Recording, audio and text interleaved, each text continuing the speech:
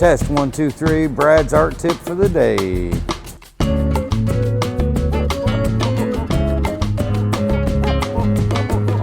Hey y'all, it's El Brado here, and today I'm working on a little sky project in the gallery. We've got a set we're making for my friend Tabaka and his show, Tabaka Sculpts. So today I'm going to paint a mural for Tabaka called Tabaka's Angola. Okay, the tip is how to fade a sky. Now we all know what a fade is because it's a cool little technique. If you're arty at all, you know what a fade is. Very popular in haircuts. So, but what we're going to do is show the sky and the reflection of the sun off the earth back up into the sky. I'm going to start out with sort of a sky blue. I take these old creamer bottles and fill them up with my paint. So I'll just basically pour a bunch of blue in here. So all I'm going to need to do is try to match that color with this sky blue. Okay, I've got a base tone here and a darker shade, but I'm afraid I'm going to need to get a little darker. So let me get another shade of blue. Got one of my favorite old chip brushes. Now you get these brushes at Home Depot or really anywhere. They're really cheap. You know, it's like 10 bucks for a big bag of these. And these are Chinese, you know, it's just a good 3-inch brush, but on a wall this size, you're gonna need a big 3-inch brush. You could roll it, I can paint the same thing with a roller, but I prefer to use a brush so it looks more like a painting. Another key important factor is having some water. Blue paint and some water. This should get us started. I don't know where it's going to end up because it's not that dark of blue, but it's a pretty blue. This is called cobalt blue. It's a classic blue tone.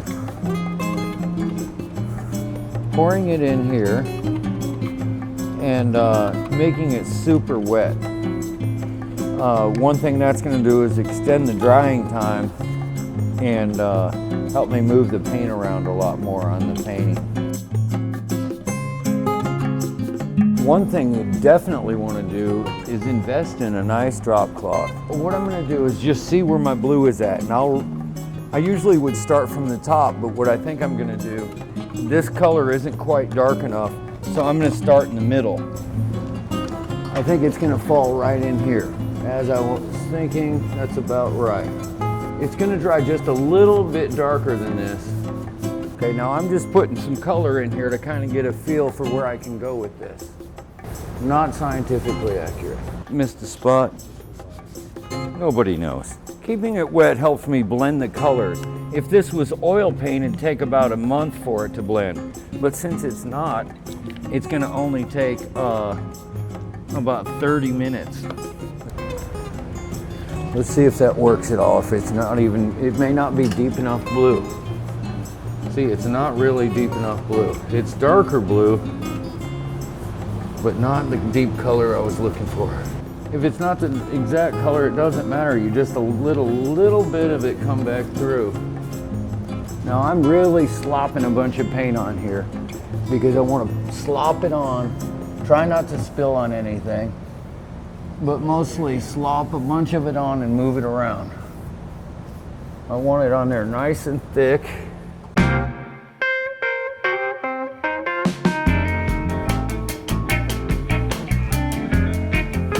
Coming along.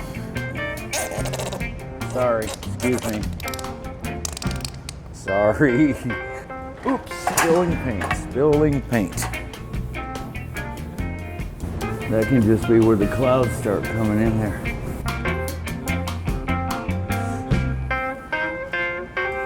I love this color so much, I'm going to go back over the cobalt blue on the other side.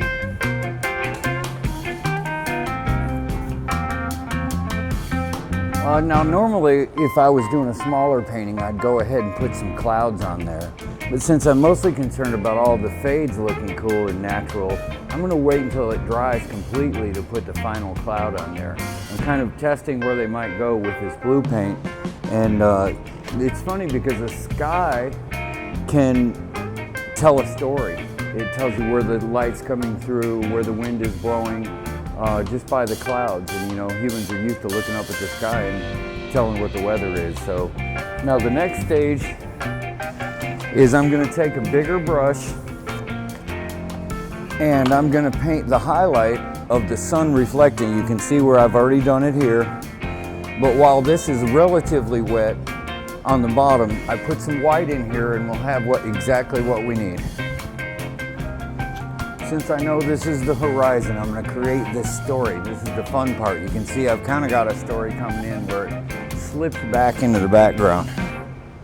Right in here, Cam, and I'm stirring it around to mix that color. I'm gonna probably need more white, but this is pretty light blue. This reflection doesn't have to blend really, because it kind of juts up and goes over the top of the background sky. This is called a wet on wet technique. Everybody's heard me say it. So you can see it fades off into the top. You can do it with a half stroke, which a lot of people don't like because it looks cheesy. But like in the old billboard days, we'd paint those half strokes in front of the road. It doesn't matter. What I'm gonna do is take this sunset out. I'm not feeling that good about it. I'm gonna put this in a different container because I don't want any blue in it. I want it to be pure white on top of that blue. This is the actual reflection going into the sky. So it hits here. It's gonna be the hardest right there. You can do it this way a little bit. If you want, then come back and smooth it across. You want horizontal strokes at all times, just like the horizon. A half stroke is where, like right here, you can see I have the undercoat under there, and then I just bring this back, and it not with a full stroke of paint. It's not there's not that much. After I paint it out, you're gonna have what's left on the brush, which is called a half stroke. Then you can kind of pull it up here and make it fade over that. So you've got this kind of spotting. From 3 feet away, looks like a cloud that came in there and changed it up a little bit. This is a half stroke. My paintbrush has run out of paint. So now I'm just painting a half stroke onto what maybe will be some wet paint that's still left on there, and then it'll add extra paint in my brush and carry it through. There's gonna be a cloud right here. Cloud is you're just thinking of cotton balls and the sun hitting the top of a cotton ball or of a cloud. But I like cotton balls because it simplifies it. Physical technique is I put a medium tone on a cloud, which is a blue or a white or a little bit of gray.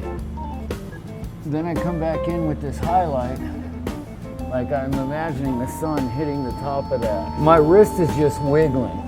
It's just sort of like, wow, okay, it drags a little bit, and then it wisps off at the end. And there isn't really a shadow because I haven't done any purple yet, but if you really wanted to, I could add some purple in here, which I'll go ahead and do just for the fun of it. And what I'm doing is adding some white into some purple, and then I'm gonna take some of the sky blue that I was using down here, and this is gonna be the shadow color, because all 3D is basically light, shade, and shadow. It's just a darker shade. Now this isn't really shadow, it's just the darkest shade. Oh, right now my wrist is just like a hinge door. It's just flipping around, and then depending on where I'm at, I'll put more pressure, or all of a sudden I'll break dance there. I think if you're trying to depict something, you need to actually look at the way the mountains roll through there, because anybody that's familiar with it will recognize the exact mountains that you're painting if you're painting a certain area. Okay, now we let that dry for a second.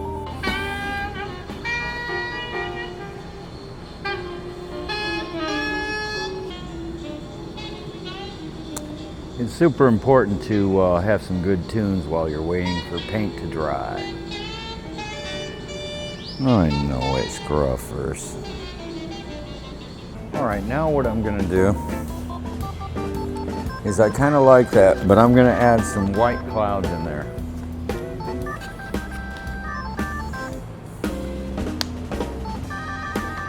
I let the paint dry so the clouds can be more opaque on the top of it. That way they don't blend back in. Sometimes you want it to blend, sometimes you don't. This is the highlight I'm painting. Even if there's not a lot of rain in the air, you're gonna have some wisps that come around there. Now I'm doing my half stroke underneath here, which sort of makes it gray and not near as defined, which can be kind of cool. I've now decided to not paint a sunset because I think if people are watching Tabaka the whole time, the sun doesn't take that long to set. It wouldn't look realistic. But if he was sculpting outside, which he did, it'd be all day sunny. This is how you learn how to trust your own instincts.